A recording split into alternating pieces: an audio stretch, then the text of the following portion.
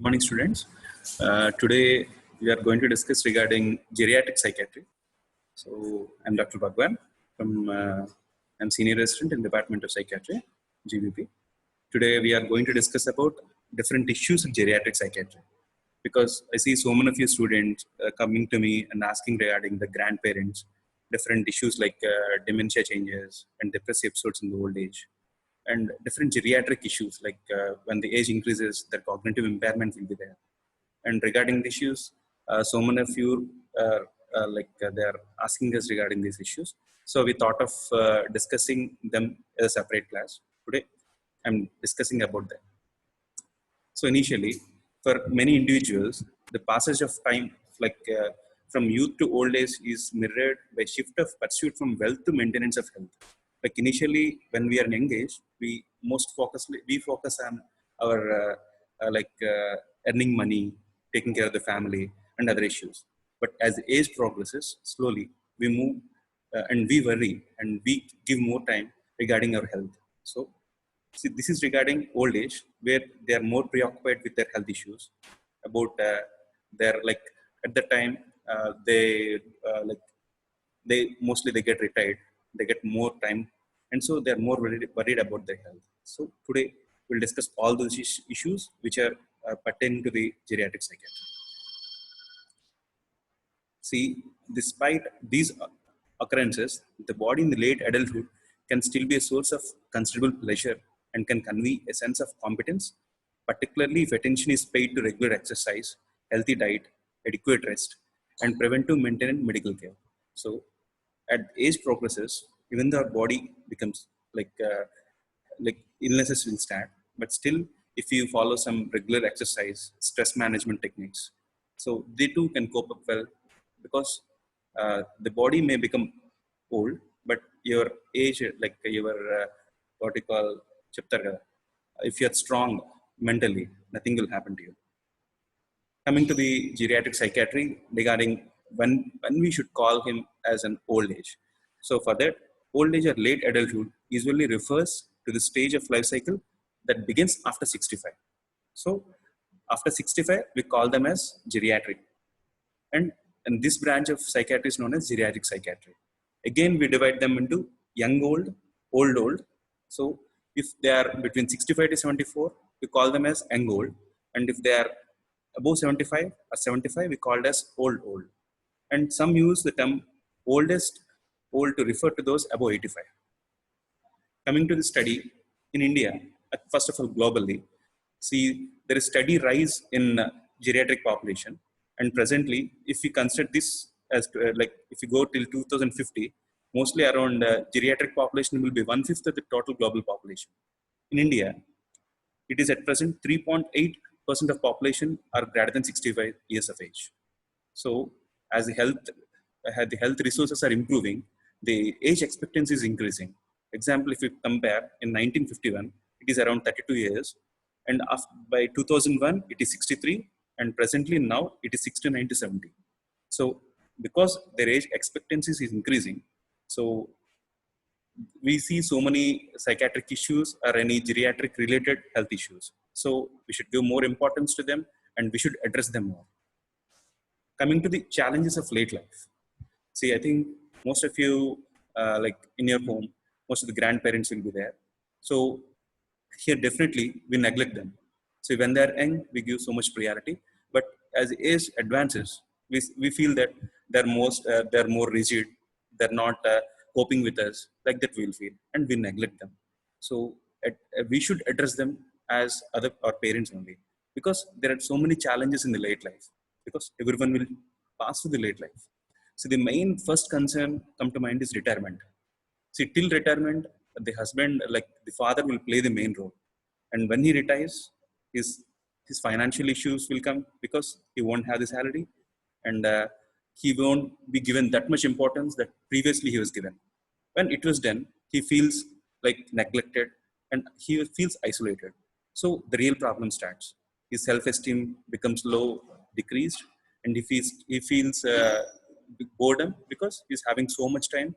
When someone is there with lot of time idle, not doing anything, definitely he'll get some negative thoughts. So slowly, when he's not preoccupied with anything, slowly he enters into depressive episodes or any other cognitive impairments or any anxiety disorders. So the main thing is, first one is everyone should be involved in work. When it is not there, slowly they enter into some stage of problematic things in psychiatry. Example, if you take up life issues, first is retirement.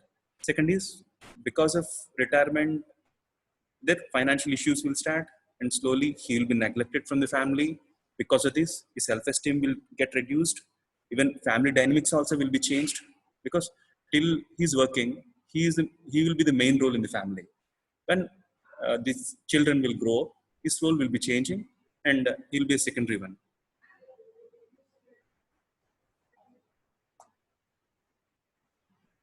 And next is, again, as the life progresses, his children will get separated, they get married, they get separated. Again, he'll become alone. And even because of his, even the cognitive decline will be there as age progresses. So cognitive impairments will be there, memory disturbances will be there. He can't do like both in mentally and physically. He can't do the work that previously he does previously. So he can feel the difference. Slowly, he becomes dull and he becomes inactive. And at the same time, other things will add up to the situation, like chronic illnesses will add up, like diabetes or hypertension, any cardiovascular disorders, anything can add up. And again, further, the medications also will increase, and the buying capacity of the patient will decrease at the time, and the medications will increase. So that will be both burden for him. So next second thing is, at the same time, there will be so many losses in his family or his friends because of their old age. So much they may be losing their spouses or any family members or friends. So that in turn will again will cause so much of grief reaction. And next is social isolation.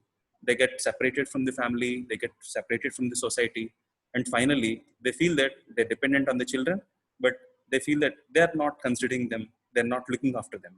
So that insecurity will enter. So they feel that no one is caring for them. Actually also, the caregivers will be reduced. So these are all the challenges in life which lead to some stress related disorders. So they can't cope up with the stress and slowly enter into some stress related disorders. And in this all, the main thing is, we never feel in India, we never feel that elderly abuse is there. But see, elderly abuse can't be physical always, it can be emotional. See, example, it can be a neglect. So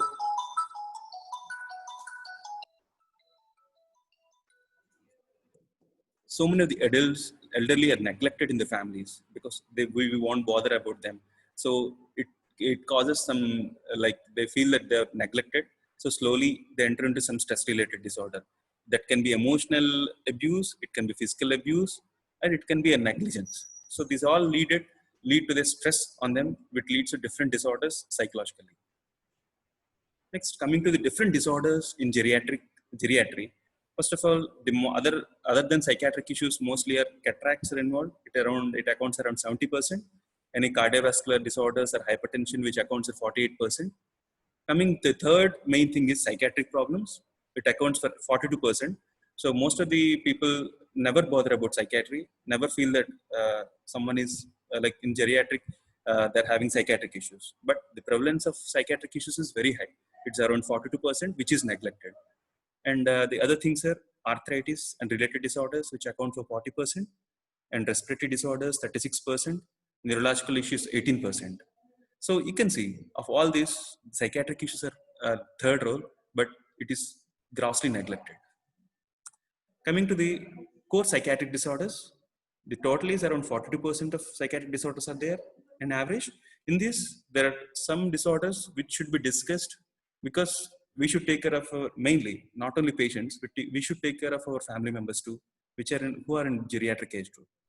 In this, the main problems we discuss here are: first is dementia, second is depressive disorders, third is anxiety disorders, fourth is psychosis like schizophrenia and delusional disorders, and next is somatic symptom disorder, and fifth is alcohol related disorders, and sixth is sleep disorders. So in this fall, because of the timeline, I'm only just plan to discuss about mainly dementia and depressive disorders. Coming to the dementia. So many of you come to me regarding complaining that like their grandparents or some of the relatives are having memory disturbances. So today I want to discuss dementia in complete. See, dementia is defined as a progressive impairment of cognitive functions in the absence of any disturbances of consciousness.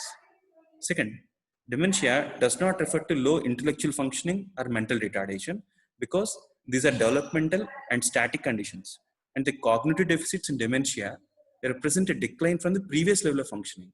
Like, see, the mental retardation, other things are present from the starting, but dementia comes in the middle. So I'm thinking after 65 like that. So we should consider. And dementia, they're new. Previously is normal. He's completely normal. But in dementia, the present is uh, gradual or abrupt onset and without any disturbances in consciousness. Coming to the symptoms of dementia, mainly they are divided into cognitive impairment. Second is behavioral and psychological symptoms. Third is focal neurological signs and symptoms. Again, the cognitive impairment is divided into mainly involves four forms. One is amnesia, aphasia, apraxia, and agnosia. Coming to the amnesia, it refers to memory impairment. Initially, the loss is of recent memory, followed by immediate memory, and lastly, the remote memory. Another way of describing memory impairment is in terms of episodic and semantic memory and visuospatial deficits. Third is, in episodic memory, there is a gradient of loss with more recent events being the loss before the remote events. And second is semantic memory. In this, it is preserved in the early course of disease and it is gradually lost as the disease progresses. Coming to the visuospatial skills, it manifests with symptoms of disorientation in strange environments and later wandering and getting lost in even familiar environments. So, in brief, regarding amnesia, first of all, immediate memory will be lost, and later recent memory will be lost, and finally, lost remote memory will be lost, and finally, he forgets everything. So, his self-care and other things will be decreased. Example: if a patient presents to us complaining of memory disturbances, like initially they complain that he's not remembering all the recent events, like something kept on he will forget which is kept on the stove, he forget articles, he forgets names of the family members, relatives, but he remembers all the old events. So initially immediate memory and recent memory will be lost, but he remembers the old events. So whenever a old person, like old friend of his if comes, he talks to him very good, but he forgets all the immediate and recent events. So the family members feels that so in dementia the main problem is caregiver burden. They feels that his father or the person who is in dementia, they feel that family members feels that is not considered them. That's the main problem. Second is aphasia. Aphasia refers to disturbances in language function. The initial disturbance is usually word finding difficulties, which gradually progress to more severe abnormalities. And third is apraxia. It is inability to perform learned motor functions like buttoning his shirt. So other things he would do. For example, the patient may start having difficulties in functioning like buttoning his shirt or combing the hair. Third is agnosia. In this, it is inability to interpret a sensory stimulus. One of the common disturbances is prosopagnosia, which is inability to identify faces. At times, patient may be unable to identify his own face, which is known as autoprosopagnosia. Apart from these four A's, like amnesia, agnosia, apraxia, and those things, disturbances in executive functioning also will be there, like planning, organizing, abstract thinking, sequencing. These are all also impaired.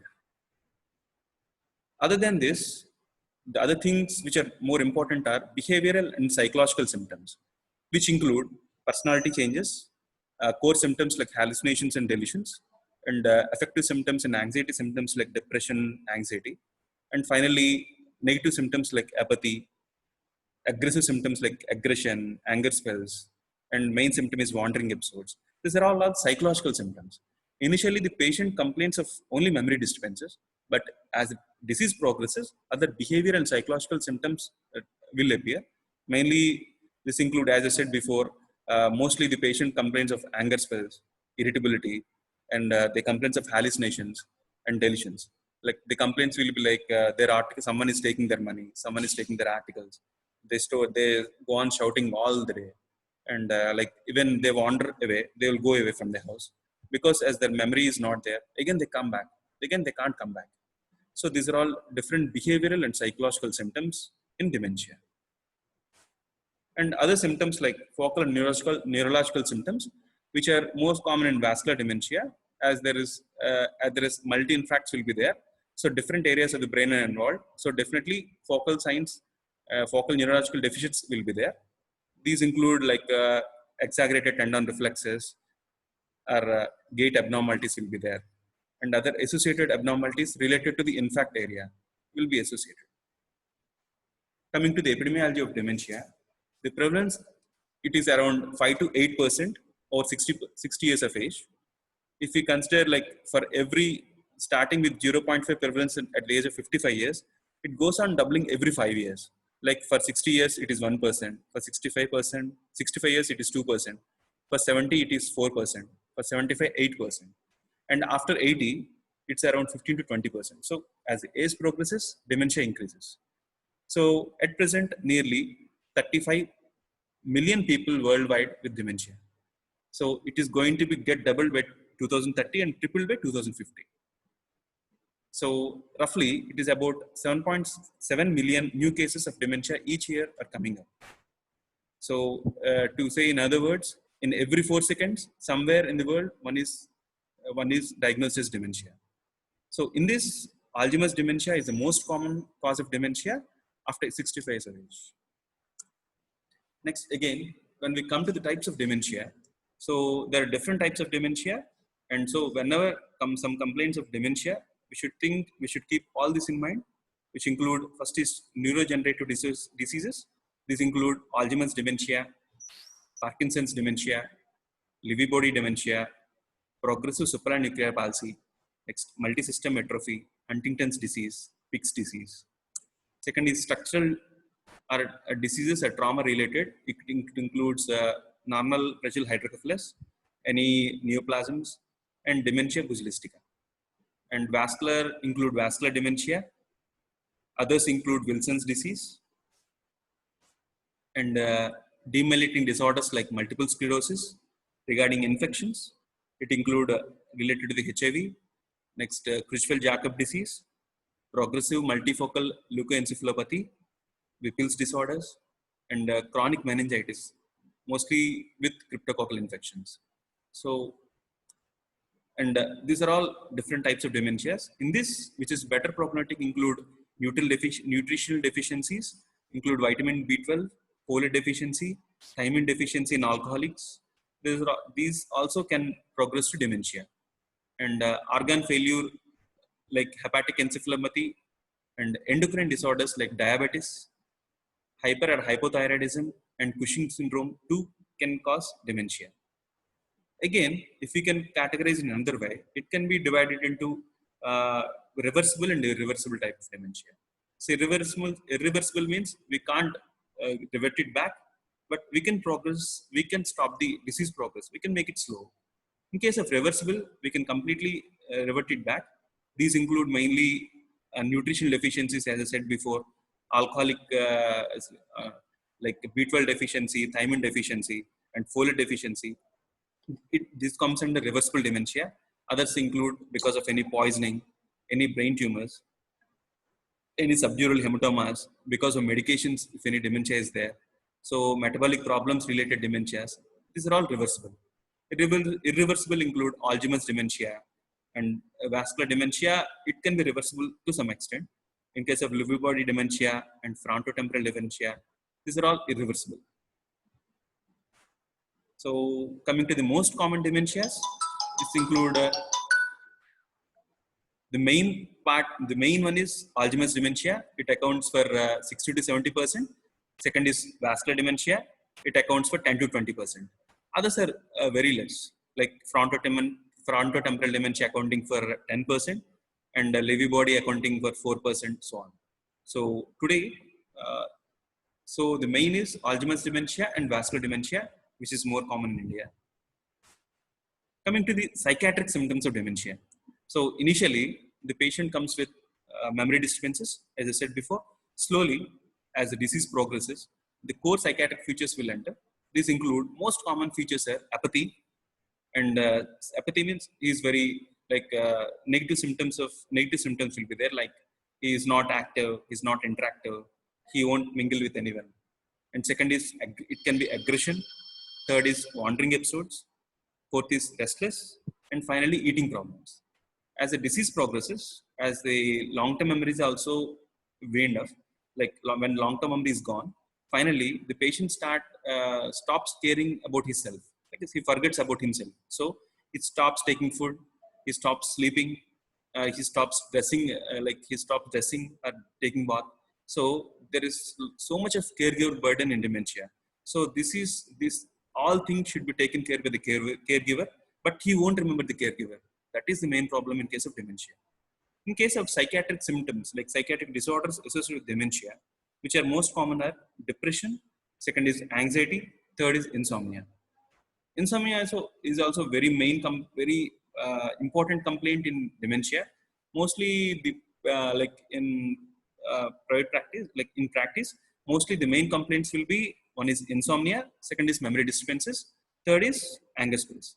So these patients will be asking us to address these three main symptoms. Coming to the Alzheimer's, it is the most common dementia, as I said before.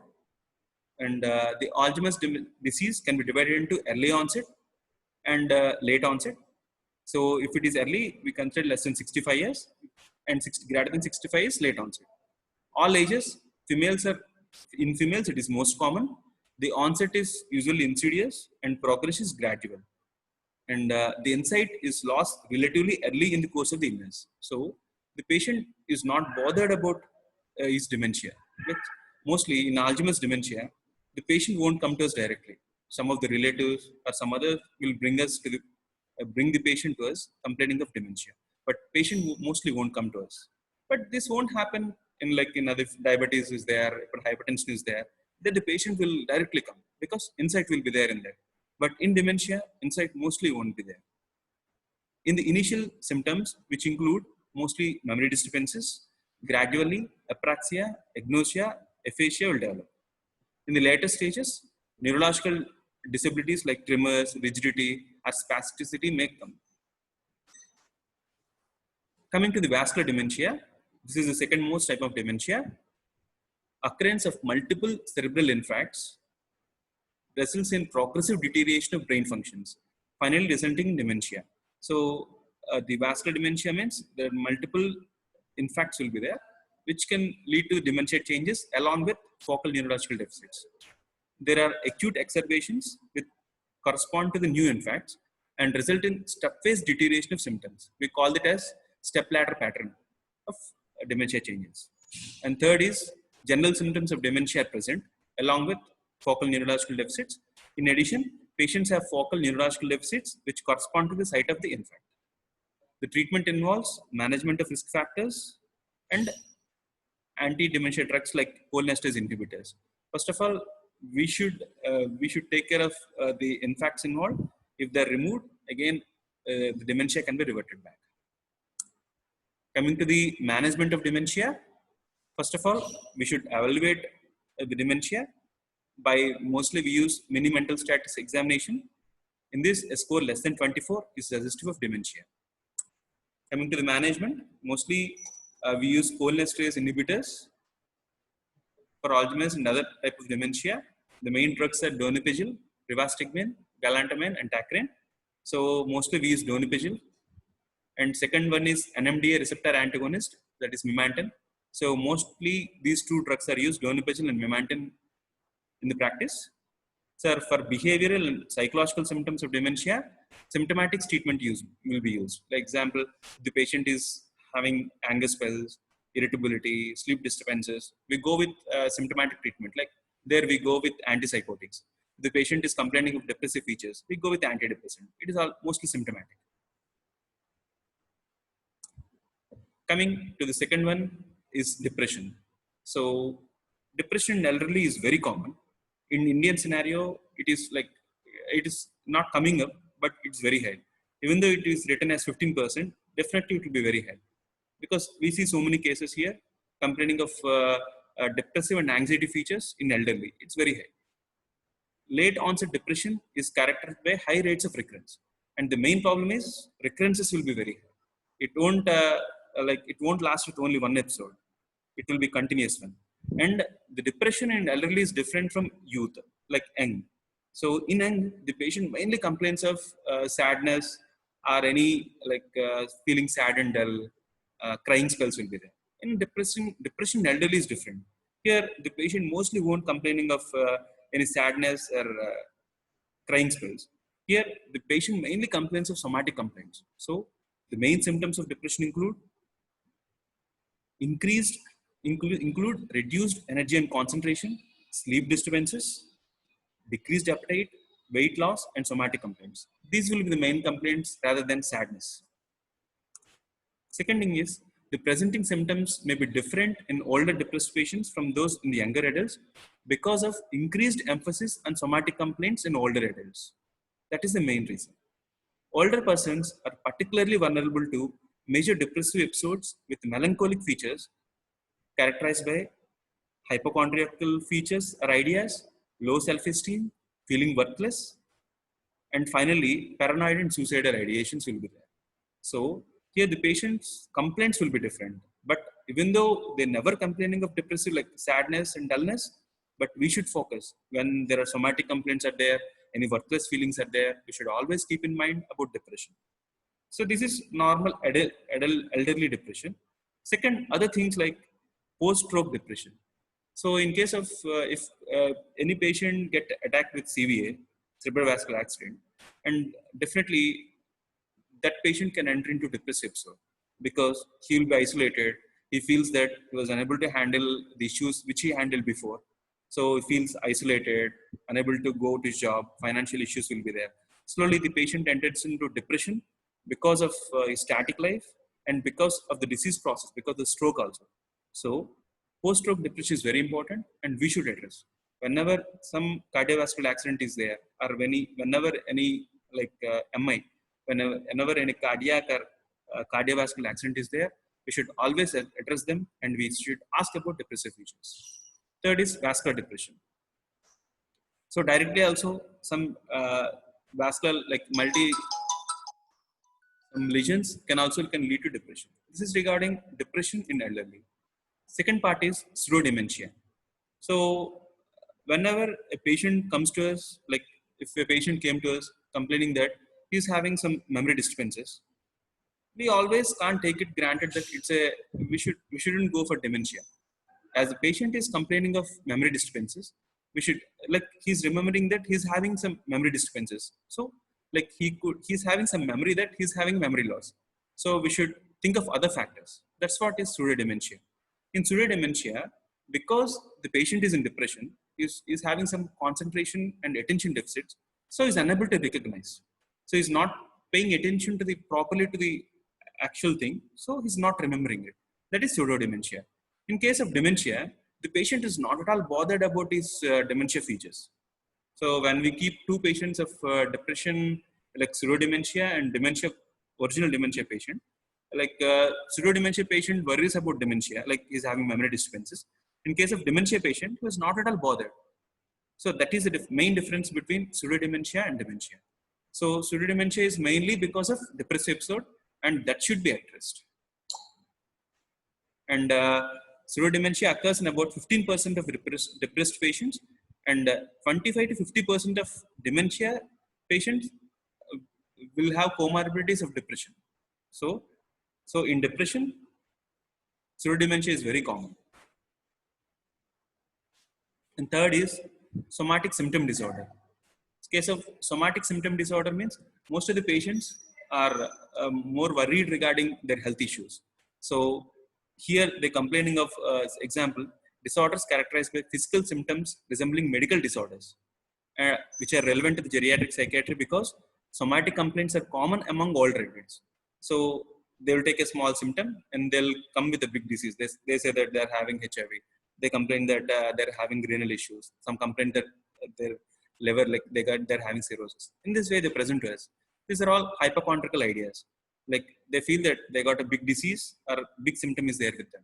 because of their age, because of their apprehension, like any friend of them will get the disease, they feel that they will get it. So we should address all these features. So hypochondrosis is common in persons over 60 years of age. Although peak incidence in the books it is written as 40 to 50 years, but so many cases are seen after 60 years of age. Repeated physical examinations. So in these patients, we ask them to take some we go for some investigations, and we give them reassurance that they're not having that problem. And telling patients that their main symptoms are imaginary is counterproductive and usually engenders resentment. So the problem is when you say that they're having no problem at all, that's completely normal, patient won't rely us and he'll go away. So the main thing is, first of all, we should uh, we should agree to them, and we should investigate them, and we should tell that no complaint is there at present and they're completely normal, then he will be okay. But so these patients are very chronic, and the treatment, there will be treatment resistance will be very high. Coming to the management of any geriatric disorders, first of all, reconfirm the diagnosis. So when we keep a diagnosis, we should always think in mind whether it's correct or not. Second thing is detailed history regarding comorbidities and detailed history regarding their past history. Any drug abuse, any drugs they used, any drug abuse is there, any surgeries were done. We should take complete detailed history. Third is present medication history, because when we go for drugs, we should look for drug interactions. So before planning for any medical pharmacological management, we should keep always in mind about any their present medical history, past treatment history, any comorbidities like hypertension, diabetes, because drug interactions will be there. And again, we should reconfirm the diagnosis, because they can't tolerate high dose of drugs. So we should be very cautious because they're very prone to side effects. And before keeping any drug, we should be cautious. And finally, we should go for investigations. So we should look for any issues of renal impairment or any issues of hepatic impairment. So we should get thoroughly, we should investigate them thoroughly.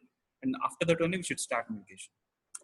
Coming to the pharmacological management, the major goals of pharmacological treatment of older persons mainly involve to improve the quality of life, and the dosage should be individualized based on the patient.